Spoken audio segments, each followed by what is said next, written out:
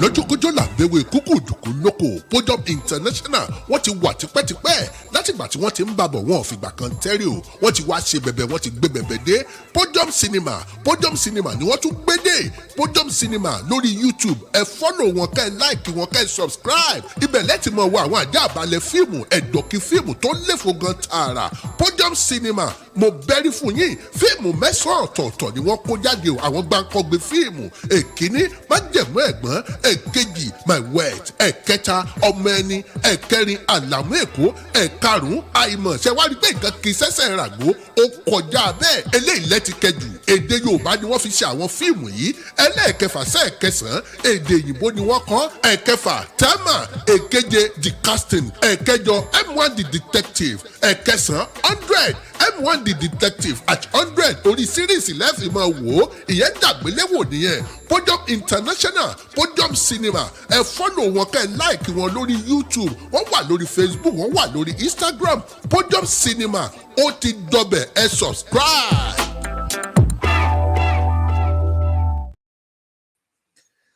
Good evening and welcome to today's program. Apologies for the lateness, but hopefully we would still be able to entertain and educate your viewers. We've got my regular co-host Baba Jala with us. I'm just going to bring him into the studio and he can say hello to our viewers. Baba Jala, please say hello to our viewers before we continue. Hello, good evening, and thanks for having me again today. I hope we'll be able to satisfy your curiosity and this process of learning how to become better Africans. Thank you. Thank you very much. We've not got much time, so we wouldn't waste too much time going about. But we're still looking at the ongoing crisis in Sudan. It's now more than a week. The death toll is rising. African leaders are quiet. The African people too are not standing up in solidarity for their Sudanese brother. What is wrong with us in Africa? What's going on? Yeah, if I may say something quickly, because we are short of time today. Yeah. We Africans have a lot of blame game playing. We forget that everything that starts with us. Then we now look out to see somebody is doing this to us. One person is trying to do this. Don't we have our own opinion, or don't we have our own policy? Don't we have a way to resolve our own issues? Like I said last time, why is it that we have to go and buy the guns from the West and the East, and then two in each other when we don't make them? Can't we have that peaceful resolution of, even if we are disagreeing? Let's disagree to agree and then separate if it needs be. If that is going to lead to peace. But the problem is people trying to acquire power when they don't know how to use that power. That's the major problem of the people some of us call leaders. We don't really have African leaders. And if we did, the OAU should have had a conflict resolution this body that will have stepped into this situation and call a stop to this fight. This is it's just depressing that we are growing every time. It is the Chinese or the Americans or the British. What the hell? Yeah, if we don't open the door, if we don't open our door, nobody's going to infiltrate into us. If you sit down and say, okay, you want the process to be extended, I want us to give power back to the people. Let us agree. It is not going to be nice for us to kill each other, except if we don't know ourselves. Exactly. Like it happens in Nigeria anyway. When we just one time they kill each other without any feelings. It's so sad because the case of Sudan, it's not a case of coup. It's a case of disagreement. And it seems, I don't know whether this sort of issue do not get to the desk of the African Union members, which are the heads of states of each country. We've got 54 countries in Africa, and not even one can even say, I know Egypt and Eritrea and Djibouti are trying to say something, but because they are close neighbors. Why is even West Africa not said anything? Why is the Southern Africans not said anything? And they are all looking to the West as if all the solutions of Africa must come from the West. Now it is innocent people that will die. It begs the question: have we got leaders? Have we still got leaders in Africa that we could look up to? I don't think we do have leaders. If we do, immediately the first shots were fired. Representatives of those leaders have come into Sudan and then called them to order. That look, we're Africans together. We should not be looking out to everywhere that because there's what I call conjecture syndrome in our society in Africa. Oh, it's the Chinese. Oh, it's the Americans. Oh, it's the Russians. But have you sat down to think about, oh, it's us? Yeah. Oh, we disagreed. Let us now sit down and talk about it. We don't think that way. I'm fed up with hearing every time somebody trying to make equation. The West is spreading the fight to Southern Sudan. The Southern Sudan you had happened a long time. If I may digress, before they had independence, I was part of the process of the campaign for their referendum. I was very close to one of their diplomats who was representing Southern Sudan. And on the day of that referendum in London here, I was with them all through, and I saw that they were not the same people. There are different nationalities within Southern Sudan. I warned that look, you are going back to Southern Sudan, you'll be speaking English language to each other because you don't understand each other. And as a result, please run regional government. I was begging them. And 6 months before that shootout, I called my diplomatic friend that look, there's going to be trouble very soon. If you do not do what I've advised, you're going to be killing each other. And after that, when this whole thing started and I called, I no longer was able to get through to him. Maybe you have been a victim of the thing I warned against. Unfortunately, the solutions of Africa is in the hands of the Africans. Tony Blair said it many years ago when he was Prime Minister. The problem of Africa is in the hands of the Africans to resolve.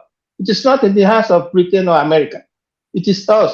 It is when we leave it to become rotten that they now start to poke nose into it. I use that word poke nose because we allow that poke nose. Exactly, because I do not know the composition of Sudan itself, but I know there will be many ethnic nationalities within the Sudan itself. Even Somalia, that they are all one tribe, one nationality, one people with many clans. There's still fight.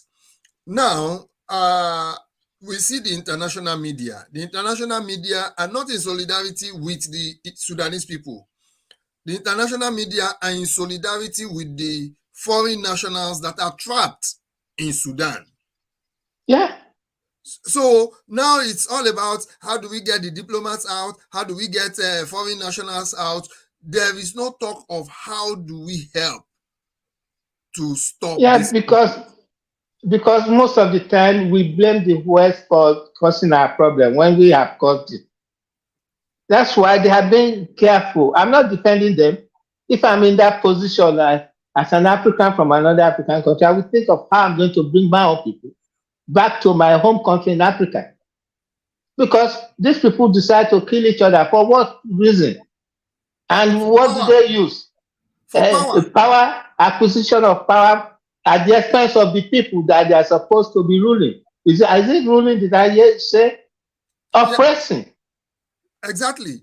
Because to me, it doesn't seem like these people are leaders. They're just power grabbers and opportunists who wants to lord it over the people that they are supposed to defend and protect with all their lives. These are the people that are now being caught in the middle.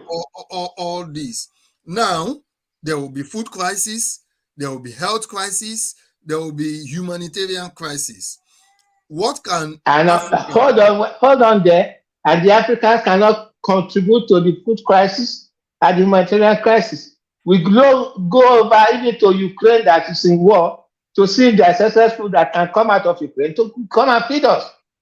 What's a joke in Africa? We look out to the West to come. At a time, Zimbabwe, when the white farmers were still there, Zimbabwe was the breadbasket of Africa. Any crisis, any food that was needed was taken from Zimbabwe. Did they not destroy it? That's a topic crazy to talk about on another day. It's crazy. We've not got much time today. We would look at what do we think now that the West is keeping quiet, now that the East is facing West, what would be the roadmap to coming back for the Sudanese, especially the two generals who are misleading the people into an unnecessary war? What's their option for coming out of this crisis? The option is, if by the grace of Allah and God, I will say that, and Yahweh, and whatever name the supreme being is, if they can see light and say that you don't create the human being, why do you want to destroy them? For what reason? We should, you see, we have to have what we call a eureka moment amongst our people, our leaders, to show that we should not fall down to power at all costs. It's not paying. What legacy are you leaving behind in the future? What history are we as Africans going to be reading, our young men and women in the 22nd century? That Africans were just killing themselves as animals, butchering themselves as goats, and all the time blaming the West and East for what we are doing to ourselves. Yeah. What I suggest is, if the African Union, so to say, that's a toothless bulldog, can wake up and claim some responsibility to call these people to order. Visit, not just announcing Addis Ababa, send emissaries to Khartoum and call the two generals that, look, it is a shame for us to be seeing the place that was bought by your hard-earned money from the West or East or from wherever you get, and the tanks that you bought from other places, you are using them to kill yourselves. It's not defense. It's for external defense. It's not an internal destruction. What of destruction? The military is for external defense of the territorial integrity of the nations they are in, not for the destruction of the people within. Unfortunately, we have reversed this in Africa. It's a shame. It's a shame. I believe this is the time for the president of the African Union, Azali Assoumani, the president of Comoros, who is the head of African Union, to call order in Sudan. The African Union should send at least 3 heads of states, 3 to 5 heads of state, to go to Khartoum and sit down with representatives of both sides. Now, for me, I don't believe it is the two generals who should sit down and decide the fate of the millions of people in Sudan. The fate and what form of system of government the people of Sudan want to practice should be left to the people of Sudan, and they can put it to a referendum vote so that they can decide how they want to be governed, who they want to govern them, and for what length. It should not be to the military to decide because they have the barrel of gun in their hands. The civil societies in Sudan, the various nationalities, the artisans, the workers, everybody, the farmers, everybody, the farmers, the teachers should be involved. Let them sit down. It could be in the form of a conference. It could be in the form of a dialogue. Let them sit down somehow. They could sit down for a year or 2 years or 3 years and come up with that, especially that South Sudan is left them. And the crisis of Darfur is not still been resolved. It's still there. So I believe this is the time for the Sudanese themselves to come around a table and decide how they want their future to be.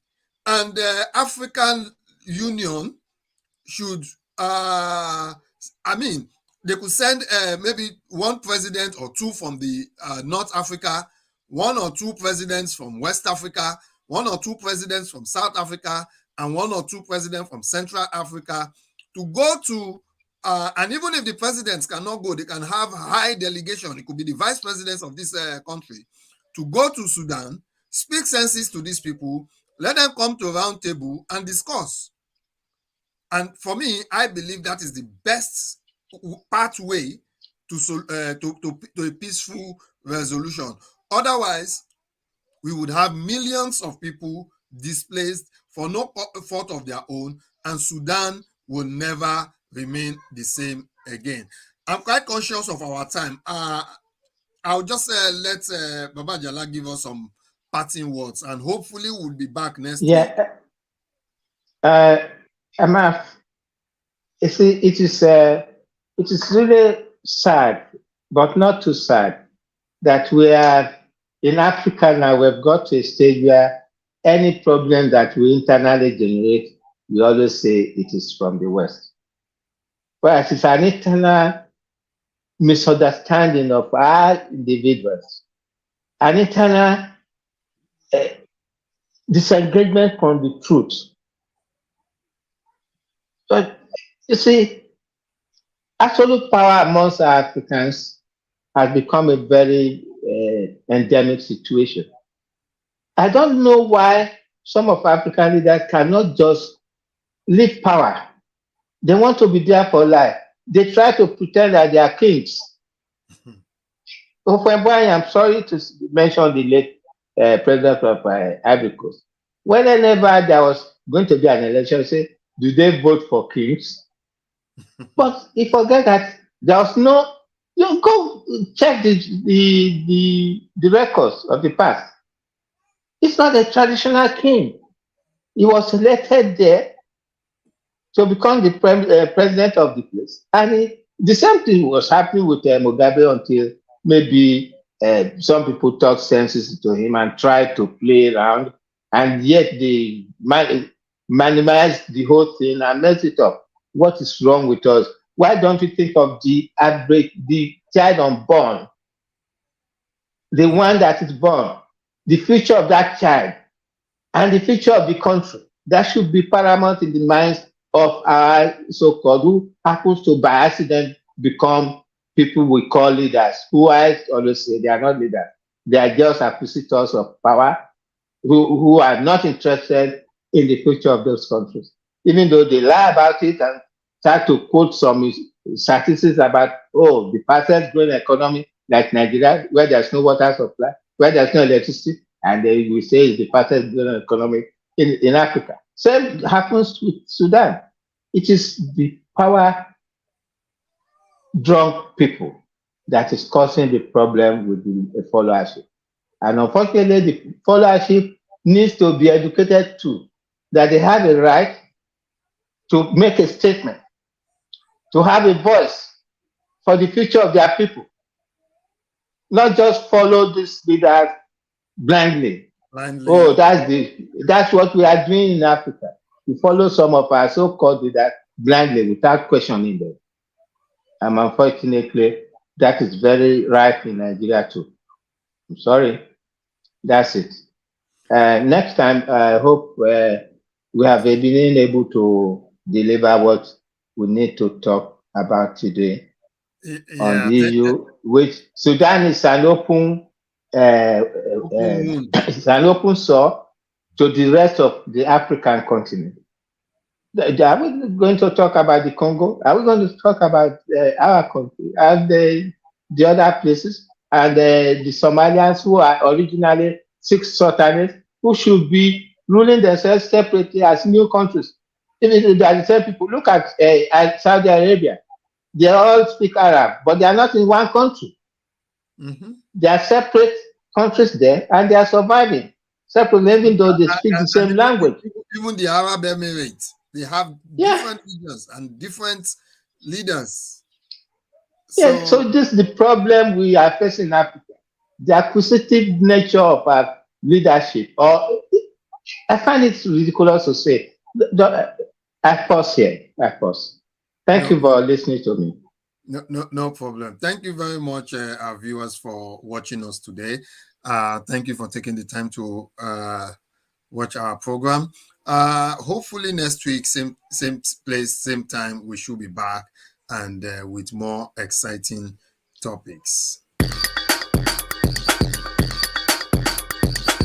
kéré o gbogbo ọmọ káàárọ̀ òjìrì ọmọ Yorùbá káàkiri àgbáyé ẹ máa gbọ́ ètò yìí Yorùbá self-determination movement dialogue ètò ìfọ̀rọ̀jomitoro ọ̀rọ̀ nípa ilẹ̀ Yorùbá ni níbo ni ilẹ̀ Yorùbá ti ń bọ̀ níbo la dé dúró níbo là ń lọ báwo la ṣe fẹ́ ṣe é tí kò fi mọ̀ ké bí eku nílẹ̀ Yorùbá